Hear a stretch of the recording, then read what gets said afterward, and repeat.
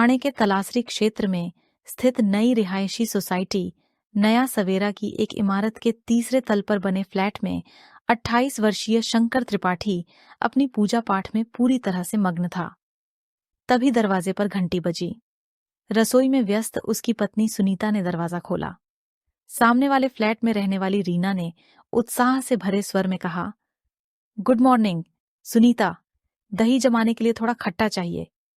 रात को मैं और काव्या सारी दही खत्म कर बैठे, खट्टा बचाना तो भूल ही गए। वैसे क्या बढ़िया खुशबू है, डोसा बना रही हो क्या? सुनीता मुस्कुराते हुए बोली, हाँ, अंदर आओ, खट्टा ले लो। रीना ने जल्दबाजी में जवाब दिया, अरे नहीं, जल्दी में हूं, एक मीटिंग है, लैपटॉप ऑन करके आई हूं। और हाँ, अगर हो सके तो 2-3 डोसे हमारे लिए भी बना देना। घर के बने डोसे की बात ही अलग होती है। सुनीता ने मुस्कुराते हुए कहा, हाँ, तुम्हारे लिए भी बनाने की ही सोच रही थी। रीना ने भीतर झांकते हुए हल्की हंसी में कहा, तुम्हारे शंकर जी पूजा में मग्न हैं क्या? सुनीता उसकी बात पर मुस्कुरा दी और बोली, हाँ। रीना वहां से चली गई। शंकर पूजा तो कर रहा था, लेकिन दरवाजे पर हुई सारी बात उसके कानों तक पहुंच चुकी थी। पूजा समाप्त करके जब वह उठा तो उसने देखा कि रीना ने अपने और उसके लिए नाश्ता परोस दिया है। शंकर ने कुछ अचरज से पूछा, ये सामने वाले फ्लैट से अब कौन सी लड़की क्या लेने आई थी? लगता है इन्हें खुद का कोई होश ही नहीं रहता। सुनीता ने सहजता से जवाब दिया, अरे तो इसमें क्या, अकेली लड़कियां हैं और दोनों कितनी प्यारी हैं, मुझे तो बहुत अच्छी लगती है। शंकर ने अचानक उससे पूछा, और ये क्या, आज तुम बिना नहाए ही नाश्ता कर रही हो? सुनीता ने बेपरवाह अंदाज में कहा, हाँ, आराम से बाद में नहा लूंगी, थोड़ी सफाई करनी है घर में। शंकर ने व्यंग्य भरे स्वर में मुस्कुराते हुए कहा, वाह, खूब मनमानी चल रही है मुंबई आकर। अगर मेरे माँ पिताजी देख लें कि बनारस के इतने बड़े ब्राह्मण परिवार की बहू बिना नहाए खाना खा रही है, तो बेचारे यह सदमा कैसे झेलेंगे? सुनीता उसकी बात पर खिलखिलाई और कहा, यहां आकर जी रही हूं मैं, वहां तो पहले अपना परिवार, फिर तुम्हारा इतना कट्टर परिवार। अपनी मर्जी से जीना तो मानो नामुमकिन था। बहुत सही समय पर तुम्हारा ट्रांसफर यहां हुआ, मजा आ गया। यह कहते हुए वह उठी और शंकर के गले में अपनी बाहें डाल दी। शंकर और सुनीता के विवाह को अभी मात्र 1 वर्ष ही हुआ था और विवाह के तुरंत पश्चात ही शंकर का स्थानांतरण बनारस से मुंबई हो गया था। नवविवाहित दंपति के बीच प्रेम और उत्साह अपने चरम पर था। इसी बीच दरवाजे की घंटी बज उठी। इस बार सामने वाले फ्लैट से काव्या आई थी। शंकर ने जाकर दरवाजा खोला। काव्या ने चहकते हुए कहा, गुड मॉर्निंग सुनीता। अरे भाई, डोसे तो देने वाली थी ना? रीना ने बताया और सुनते ही भूख मच गई। जल्दी दो ना। सुनीता मुस्कुराते हुए बोली, हाँ हाँ, बस 2 मिनट, अभी बना रही हूं। काव्या ने दरवाजे की ओर मुड़ते हुए कहा, ठीक है, हमारा दरवाजा खुला है, वहीं पकड़ा देना। शंकर अब भी दरवाजे पर खड़ा था। काव्या जाते जाते हंसते हुए बोली, शंकर जी, आपकी पत्नी तो बड़ी गुणी है। काव्या के जाने के बाद शंकर ने रसोई में जाकर सुनीता से ठिठोली करते हुए काव्या की नकल उतारी। भाई शंकर जी, आपकी पत्नी बड़ी गुणी है। हूं, तुम दोनों क्यों नहीं कुछ सीख लेती मेरी इस गुणी पत्नी से? बस बातें बनवाओ इनसे, नाक में दम कर रखा है इन दोनों ने, पता नहीं कहां से आई हैं यहां रहने। सुनीता मंद मंद मुस्कुराते हुए अपने काम में लगी रही और रीना काव्या के लिए डोसे तैयार करने लगी। उसने 6 डोसे और नारियल की चटनी एक थाली में सजाई और प्यार भरे स्वर में कहा, लो, गर्मा गर्म खाओ। रीना और काव्या ने झटपट अपने लैपटॉप को स्लीप मोड पर डाला और नाश्ते पर टूट पड़ी। उन्होंने सुनीता से कहा, तुम भी बैठो, अपने शंकर जी के साथ तो नाश्ता कर ही लिया होगा, अब हमारे साथ चाय पी लो। या फिर ऐसा करो, चाय चढ़ा दो, साथ बैठकर पीते हैं। ये कहकर दोनों नाश्ते का आनंद लेने लगीं। सुनीता ने स्नेह भरी दृष्टि से उन्हें देखा और उनके ही रसोई घर में चाय चढ़ा दी। तभी उसे कुछ याद आया और वापस आकर बोली, अरे ये क्या, चाय की पत्ती खत्म हो गई है क्या? दोनों ने एक पल के लिए एक दूसरे की ओर देखा और फिर ठाका मारकर हंस पड़ी। काव्या ने मुस्कुराते हुए कहा, सुनीता, चलो अब कॉफी ही बना लो। हम चाय की पत्ती मंगाना ही भूल गए। और इस नई सोसाइटी का तो हाल ये है कि न ढंग से दुकानें हैं, न ही इतना मन करता है दूर जाने का। कल ऑनलाइन सामान ऑर्डर किया तो उसमें भी ये छोटी सी चीज छूट गई। अगर तुम्हारे शंकर जी बाहर कुछ लेने जाएं तो हमारी चाय की पत्ती भी मंगवा देना। तीनों ने मिलकर हंसी मजाक के बीच गर्मा गर्म कॉफी का आनंद लिया। रीना और काव्या बार बार सुनीता का शुक्रिया अदा कर रही थीं। तभी रीना के ऑफिस से फोन आ गया और वह काम में व्यस्त हो गई। सुनीता को यह मालूम था कि अब काव्या भी अपने ऑफिस का काम शुरू कर देगी, इसलिए वह धीरे धीरे अपने फ्लैट की ओर लौट गई। नया सवेरा अभी नई बसी कॉलोनी थी। यहाँ अभी दुकानें गिनी चुनी थीं और कई फ्लैट तो पूरी तरह खाली पड़े थे। सुनीता के फ्लोर पर 4 फ्लैट थे, जिनमें से 2 अभी तक बंद थे। सामने वाले फ्लैट में रीना और काव्या, जो 27 वर्ष की थीं, कुछ ही महीने पहले रहने आई थीं। दोनों अविवाहित थीं। काव्या लखनऊ की रहने वाली थी और रीना दिल्ली से आई थी। दोनों ही बेहद आकर्षक व्यक्तित्व की, प्रसन्नचित्त और हंसमुख स्वभाव की थीं। उनकी मिलनसारिता ऐसी थी कि यहां आने के कुछ ही दिनों में उनकी सुनीता से दोस्ती हो गई। सुनीता को उनके साथ समय बिताना बहुत भाता था। बाकी लोग जो इस बिल्डिंग में रहते थे वे अधिकतर महाराष्ट्रियन थे। उनकी भाषा और व्यवहार की भिन्नता के कारण सुनीता उनसे सहजता से घुल मिल नहीं पाई थी। इस नए माहौल में वह अकेलापन महसूस करने लगी थी। लेकिन जैसे ही ये दोनों लड़कियां इस फ्लैट में आईं, सुनीता का मन एकदम खिल उठा, जैसे सूखी जमीन पर बारिश की पहली फुहार पड़ी हो। दोनों लड़कियां किराएदार थीं और एक ही ऑफिस में काम करती थीं। हालांकि उनके धर्म अलग थे, पर उनके बीच की आत्मीयता इतनी गहरी थी कि वे सगी बहनों की तरह रहतीं। सुनीता के साथ भी उनकी दोस्ती इतनी प्रगाढ़ हो चुकी थी कि वे तीनों एक परिवार सा महसूस करने लगी थीं। शंकर, जो बनारस के एक परंपरावादी और रूढ़िवादी विचारों वाले परिवार से आया था, इन लड़कियों की जीवन शैली से अक्सर खींच जाता था। भले ही वह एक पढ़ा लिखा और अच्छे पद पर कार्यरत व्यक्ति था, लेकिन उसकी सोच गहराई से अपने पुराने संस्कारों में जकड़ी हुई थी। इसका दोष भी पूरी तरह उसका नहीं था। वह एक ऐसे वातावरण में पला बड़ा था जहां हर चीज धार्मिक और सामाजिक मापदंडों पर कसी जाती थी। शंकर के परिवार ने सुनीता को सिर्फ इसलिए पसंद किया था क्योंकि उसका परिवार भी घर की महिलाओं को धर्म और परंपरा के नाम पर बंधन में रखने वाला था। उनके विचारों में महिलाओं को स्वच्छंदता देना उचित नहीं माना जाता था। लेकिन सुनीता, जो शंकर के साथ इन जंजीरों में बंधी हुई थी, रीना और काव्या से मिलने के बाद धीरे धीरे एक नई दृष्टि और सोच विकसित करने लगी थी। रीना और काव्या की जीवन शैली सुनीता के लिए एक नई दुनिया का दरवाजा खोल चुकी थी। उनके खुले और आत्मनिर्भर स्वभाव को देखकर सुनीता रोज चकित होती। एक दिन जब सुनीता उनके फ्लैट में गई तो उसने देखा कि काव्या लिविंग रूम के एक कोने में टेबल पर बैठकर ऑफिस की वीडियो कॉल कर रही थी। काव्या ने शानदार सफेद शर्ट पहन रखी थी और उसके व्यक्तित्व में एक आत्मविश्वास झलक रहा था। रीना किचन में थी। उसने मुस्कुराते हुए बताया, आज इसकी अपने बॉस के साथ मीटिंग चल रही है। लेकिन सुनीता को हंसी रोकनी मुश्किल हो रही थी क्योंकि काव्या ने शर्ट के नीचे बेहद छोटी शॉर्ट्स पहन रखी थी। सुनीता ने हंसते हुए पूछा, ये बताओ, तुम लोग नीचे क्या क्या पहनकर बैठती हो? अगर अचानक उठना पड़ जाए तो सबके सामने क्या करोगी? रीना जोर से हंस पड़ी और मजाकिया अंदाज में बोली, तो क्या हुआ, ऑफिस वाले देख लेंगे कि उनके ऑफिस में कितनी हॉट लड़की काम कर रही है। इस घटना के बाद सुनीता उनकी बेबाकी, उनके स्वभाव और हर पल को जीने की कला पर फिदा होती चली गई। ये दोनों लड़कियां उसके लिए एक ऐसी मिसाल बन गईं जिन्होंने उसे अपने जीवन को नई रोशनी और सोच से देखने की प्रेरणा दी। शंकर और सुनीता का पालन पोषण बिल्कुल अलग परिवेश में हुआ था। शंकर भले ही मुंबई के अपने ऑफिस में कामकाजी महिलाओं के संपर्क में था, लेकिन सुनीता के लिए रीना और काव्या जैसे 2 परियों सरीखे व्यक्तित्व उसकी दुनिया को एक नई दिशा दे रहे थे। ये दोनों ऐसी थीं जैसे किसी अनोखी दुनिया की निवासी हों। वे हंसते हुए कहती, देखो सुनीता, घर के कामकाज हमें उतने आते नहीं, जो बन पाता है वही बना लेते हैं। बस तुम जैसे अच्छे पड़ोसी मिलते रहे, हमारी गाड़ी चलती रहेगी। शंकर ने उनकी यह बात सुन ली थी।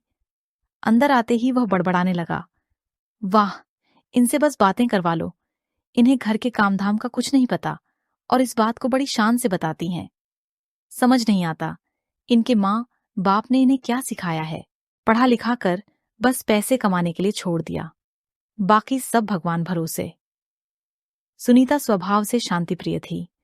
वह शंकर की हर टिप्पणी को हल्की मुस्कान के साथ टाल देती। वह मानती थी कि हर व्यक्ति को अपने विचार व्यक्त करने का अधिकार है। वह सोचती, शंकर की अपनी मान्यताएं हैं, समय के साथ उसकी सोच भी बदलेगी। तभी दरवाजे की घंटी बजी। शंकर ने ही दरवाजा खोला। कोरोना के कारण सब घर से काम कर रहे थे। दरवाजे पर रीना खड़ी थी। उसने मुस्कुराते हुए पूछा, अरे शंकर जी, आप? सुनीता कहाँ है? वॉशरूम में। शंकर को यह शंकर जी कहने का तरीका बेहद अखरता था, लेकिन प्रत्यक्ष में वह कुछ कहने की हिम्मत नहीं जुटा पाता। उसने पूछा, कुछ काम था? फिर खुद ही अनुमान लगाया, जरूर काम ही होगा। सारा दिन तो काम की ही बातें करती रहती हैं। रीना ने मुस्कुराते हुए जवाब दिया, हाँ शंकर जी, काम ही है। आखिर हम तो काम से ही आते हैं। अभी आप यही सोच रहे होंगे, है ना? फिर खुद पर हंसते हुए बोली, वैसे जब आप सामान लेने जाएं तो हमारी ये 2-3 चीजें भी लेते आना। इतने में पीछे से काव्या की आवाज गूंजी, रीना, हैंड वॉश भी लिख दे लिस्ट में, खत्म होने वाला है। तभी सुनीता कमरे में आ गई। उसने मुस्कान के साथ कहा, अरे अंदर आओ ना, अब तो ऑफिस का पैकअप हो गया होगा, है ना? अरे कहाँ पैकअप? रीना ने हल्की झुंझलाहट के साथ जवाब दिया, वर्क फ्रॉम होम में तो काम कभी खत्म ही नहीं होता। अभी एक मीटिंग है हमारी। वैसे इस लिस्ट में हमारा हैंड वॉश लिख लेना। थैंक यू शंकर जी, आपको हम हमेशा तकलीफ देते हैं। क्या करें, इस समय दुकान वाला होम डिलीवरी नहीं कर रहा और कल ऑनलाइन सामान ऑर्डर करते वक्त कुछ चीजें छूट गईं। चलते चलते रीना पलटी और बोली, अरे सुनीता, एक बात बताओ, हमारे पास दूध काफी बचा हुआ है, उसका पनीर कैसे बनाएं? शंकर ने तंज भरे लहजे में कहा, आजकल तो गूगल और यूट्यूब पर हर चीज का जवाब मिल जाता है। अकेले रहने वालों के लिए तो ये बड़ी मदद है। रीना ने ठहाका लगाया और बोली, सुनीता ही हमारी गूगल है। हमें तो उससे पूछना अच्छा लगता है। ऐसा लगता है जैसे घर के किसी सदस्य से बात कर रहे हों। उसके जाते ही शंकर भीतर आकर बड़बड़ाने लगा, कैसी लड़कियां हैं ये, बस बातें करवाने में माहिर हैं। सुनीता ने उसके करीब आते हुए कहा, कुछ मत कहा करो उन्हें, दोनों दिल की बहुत अच्छी हैं। शंकर ने व्यंग्य भरे लहजे में जवाब दिया, हाँ, बस मुझे लिस्ट पकड़ाकर काम से गायब हो जाती है। अपना सामान लाने का तो वक्त नहीं मिलता, ऊपर से इनके लिए भी लाना पड़ता है। फिर थोड़ा रुक कर बोला, और ये काव्या तो दूसरे धर्म की है। रीना तो फिर भी चलो, पंजाबी है, पर काव्या के साथ मैं सहज महसूस नहीं करता। सुनीता का चेहरा अचानक मलिन हो गया। शंकर उसकी मनोदशा भांपते हुए बिना कुछ और कहे सामान लेने निकल गया। सुनीता की काव्या और रीना से दोस्ती समय के साथ और गहरी होती जा रही थी। शंकर को उनकी जीवन शैली से हमेशा असुविधा महसूस होती। उसका मन होता कि सुनीता से कह दे कि इतनी नजदीकी बढ़ाने की जरूरत नहीं, पर जब वह सुनीता को उनके साथ खुश और हंसी मजाक करते देखता तो चुप रह जाता। इस बीच कोरोना की दूसरी लहर शुरू हो चुकी थी। नई सोसाइटी में पहले से ही लोग कम थे और अब जो बचे थे वे भी अपने घरों में सीमित होते जा रहे थे। हर तरफ एक अनकहा भय पसरा हुआ था। रीना और काव्या अब कम ही दिखाई देती थीं। शंकर लैपटॉप में व्यस्त रहता, जबकि सुनीता का चेहरा बुझा बुझा सा रहने लगा था। एक सुबह शंकर बुखार और गले के तेज दर्द के साथ उठा। उसने तुरंत समझ लिया कि ये कोरोना के लक्षण हैं। उसकी तबीयत धीरे धीरे बिगड़ने लगी। सुनीता घबरा गई। उसने इंटरकॉम से रीना को खबर दी और सिसकने लगी। रीना ने तुरंत भरोसा दिलाया, जरा भी परेशान मत होना, हम यहीं हैं। बताओ किस डॉक्टर से संपर्क करना है? अब तक तो डॉक्टर की जरूरत ही नहीं पड़ी थी। सुना है सोसाइटी के आसपास कोई डॉक्टर उपलब्ध भी नहीं है। अब मैं क्या करूं? सुनीता की आवाज कांप रही थी। रीना ने दृढ़ता से कहा, तुम ये सब हम पर छोड़ दो, हम संभाल लेंगे। इसके बाद रीना ने तुरंत काव्या से सलाह मशविरा किया। प्राथमिकता शंकर का टेस्ट करवाना थी। उसने दिल्ली में रहने वाले अपने डॉक्टर कजिन रवि से संपर्क साधा और स्थिति स्पष्ट की। फिर वह सुनीता के दरवाजे पर पहुंची। सुनीता की आंखें निरंतर रोने के कारण सूज गई थीं। काव्या भी साथ में खड़ी थी। रीना ने ठहराव भरी आवाज में कहा, इतना परेशान होने की जरूरत नहीं है। तुम्हारे शंकर जी जल्दी ठीक हो जाएंगे। चिंता को खुद पर हावी मत होने दो। उन्हें तैयार करो, हम टेस्ट करवाने जा रहे हैं। हमने सब व्यवस्था कर ली है। रीना और काव्या ने खुद को सिर से पैर तक पूरी तरह कवर किया हुआ था। सुनीता ने चिंतित स्वर में पूछा, कैसे ले जाओगी? रीना ने तुरंत जवाब दिया, मुझे तो गाड़ी चलानी नहीं आती, लेकिन काव्या के पास ड्राइविंग लाइसेंस है। शंकर जी की कार की चाबी दे दो। काव्या गाड़ी संभाल लेगी, तुम घर पर ही रुको, हम सब कुछ देख लेंगे।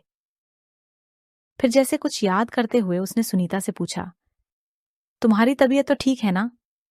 सुनीता ने थके हुए स्वर में कहा, गला तो सुबह से दुख रहा है और शरीर में अजीब सा दर्द है। रीना ने चिंता जताते हुए कहा, ओह, तब तो तुम्हारा भी टेस्ट जरूरी है। चलो, तुम्हें भी लेकर चलते हैं। सुनीता और शंकर को पिछली सीट पर बैठाकर रीना और काव्या ने आगे की सीटें संभालीं। रीना के हाथों में सैनिटाइजर की छोटी बोतल मजबूती से पकड़ी हुई थी। शंकर ने कमजोर, डगमगाती आवाज में कहा, आप दोनों को हमारे साथ रहने का जोखिम नहीं उठाना चाहिए। रीना ने स्थिरता से जवाब दिया, अभी आपको यह सब सोचने की जरूरत नहीं है। आप दोनों की खातिर जोखिम उठाने में हमें कोई झिझक नहीं है। टेस्ट के नतीजे आ गए, दोनों ही पॉजिटिव पाए गए। अस्पतालों में जगह की कमी के कारण स्थिति विकट हो गई। रीना ने किसी तरह एक डॉक्टर से वीडियो कॉल करवाने का प्रबंध किया। डॉक्टर ने सुनीता और शंकर से बातचीत कर उन्हें दवाइयों और अन्य देखभाल के निर्देश दिए। कुछ समय बाद नगरपालिका की टीम फ्लैट के दरवाजे पर क्वारंटाइन का स्टिकर चिपकाकर चली गई।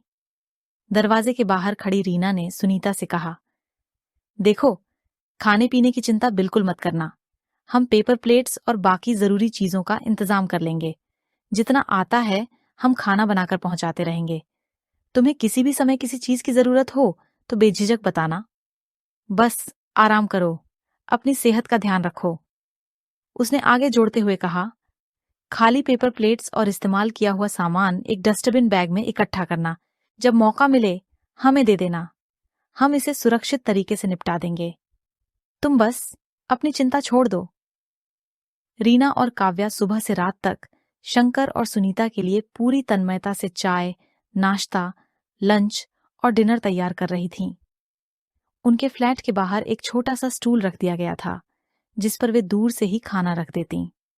सुनीता या शंकर में से कोई भी आकर उसे उठा लेता। इंटरकॉम के जरिए हालचाल पूछना और आवश्यकताओं का पता लगाना ही उनका संपर्क का माध्यम था। अपनी जरूरतों की परवाह किए बिना रीना और काव्या पूरी लगन से सुनीता और शंकर की देखभाल में जुटी रहीं। करीब 10 दिनों के बाद दोनों की तबीयत कुछ बेहतर महसूस हुई। काव्या जल्दी से उठी और दोनों को टेस्ट कराने ले गई। दोनों की रिपोर्ट निगेटिव आई। ये खबर चारों के लिए खुशी का सबब बनी। हालांकि सुनीता बेहद कमजोर महसूस कर रही थी और शंकर को खांसी अब भी सता रही थी। दोनों की हालत अभी भी काफी नाजुक थी। काव्या ने मुस्कुराते हुए कहा, सुनीता, कुछ और दिन आराम कर लो। अभी तो हम खाना बनाते रहेंगे। लगता है कुकिंग में हमारा हाथ अब थोड़ा जम गया है। पहली बार तुम्हारे कारण यूट्यूब पर देख देख कर ठीक से खाना बनाने की कोशिश की। जो बात हमारे पेरेंट्स नहीं सिखा पाए वो तुम दोनों ने सिखा दी। शंकर इस पर खुलकर हंस पड़ा। ये देखकर रीना ने चुटकी ली। अरे, आप हंसते भी हैं। शंकर थोड़ी झेप में आ गया। सुनीता की आंखें भी भर आईं। उसने भावुक स्वर में कहा, तुम लोगों ने जो किया उसे हम कभी नहीं भूल पाएंगे। काव्या ने सख्त लहजे में प्यार भरी झिड़की दी। ताकत अभी पूरी तरह लौटी नहीं है तो बेवजह की बातें छोड़ दो। फिलहाल कुछ दिन और विश्राम करो। कमजोरी का असर जल्दी जाने वाला नहीं है। लगभग 1 महीने तक काव्या और रीना ने सुनीता और शंकर की बेहद तन्मयता से सेवा की। दोनों का पूरा ख्याल रखा। धीरे धीरे सुनीता और शंकर की हालत में सुधार होने लगा। एक इतवार की सुबह सुनीता के दरवाजे की घंटी बजी। शंकर ने दरवाजा खोला और देखा कि काव्या खड़ी है। शंकर ने गर्मजोशी से कहा, अरे काव्या, अंदर आओ। काव्या ने जल्दबाजी में कहा, नहीं, मैं थोड़ी जल्दी में हूं, सब्जी लेने जा रही हूं। सुनीता, तुम्हें कुछ चाहिए? शंकर ने तत्परता से जवाब दिया, मैं अब बेहतर महसूस कर रहा हूं, तुम बताओ, मैं ले आता हूं। काव्या ने संदेह भरे अंदाज में पूछा, क्या सच में आप इतने ठीक हो गए हैं कि बाहर जाकर सामान ला सकें? शंकर ने आत्मविश्वास के साथ उत्तर दिया, हां, अब मैं काफी बेहतर हूं। हालांकि आजकल दुकानों का समय सीमित है और वहां भीड़ हो सकती है। तुम दोनों अभी बाहर मत जाना, तुम्हें भी अपनी सुरक्षा का ध्यान रखना है। ठीक है, ये रही लिस्ट, सामान अपने पास रख लेना, मैं थोड़ी देर और सो जाती हूं, उठकर ले लूंगी। काव्या ने मुस्कुराते हुए कहा। फिर अंदर झांककर हल्के स्वर में पूछने लगी, अरे सुनीता, आज क्या खास बना रही हो? सुनीता ने हंसते हुए उत्तर दिया, पोहा बना रही हूं, तुम्हारे लिए भी। काव्या की आंखों में चमक आ गई, चुटकी लेते हुए बोली, वाह, गर्मा गर्म ही दे देना, खाकर ही सो जाऊंगी। और अपनी हंसी से माहौल को खुशनुमा बना दिया। इसके बाद काव्या अपने फ्लैट में लौट गई। शंकर जब सुनीता को देखते हुए मुस्कुराया तो उसकी वह हल्की सी मुस्कान से सुनीता के दिल में एक अनकही अनोखी खुशी भर गई। वह क्षण मानो एक मीठी अनुभूति का गवाह बन गया था। दोस्तों, ये कहानी आपको कैसी लगी? कृपया कमेंट करके हमें जरूर बताएं। हम ऐसी ही प्यार और रोमांस से भरी कहानियां आपके लिए लाते रहेंगे। तो आपसे निवेदन है कि कृपया चैनल को सब्सक्राइब जरूर से कर ले। तो चलिए, मिलते हैं आपसे नई कहानी के साथ। तब तक के लिए अलविदा।